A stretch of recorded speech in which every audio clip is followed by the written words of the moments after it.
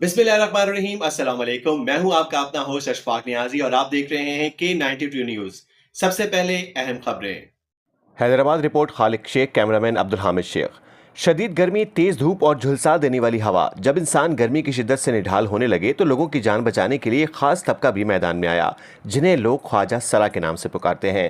ख्वाजा सरा कम्युनिटी की जानिब से हीट स्ट्रोक की आगाही और रिलीफ कैंप का कयाम एक काबिल सताइश इकदाम है। कैंप शहर के मसरूफ़ तरीन मकाम गुद्दू चौक हुसैनाबाद पर कायम किया गया। ख्वाजा सरा कम्युनिटी की जानिब से लगाए गए कैंपों में शहरियों को ठंडा पानी और ORS के पैकेट और तिब्बी सहूलियात मुफ्त फराम की गई।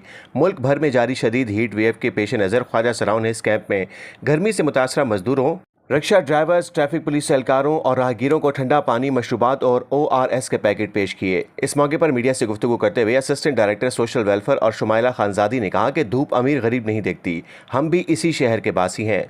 जब हमने लोगों को गर्मी से निढाल देखा तो फैसला किया कि हम भी इंसानियत की खिदमत में अपना हिस्सा डालें। हम अपनी मदद आपके तहत गर्मी की शिद्दत से बचाने के लिए ये कैंप लगाया।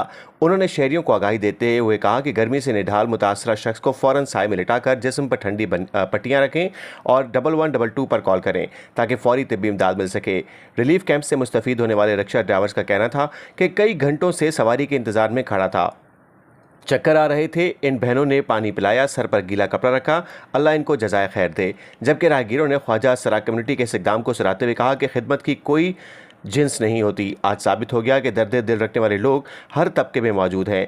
हीट स्ट्रोक आगाही कैंप में शुमाइला खानजादी, अलीना शेख, मदीहा, जुनैरा खानजादी समेत ट्रांसजेंडर्स की बड़ी तादाद शरीक थी।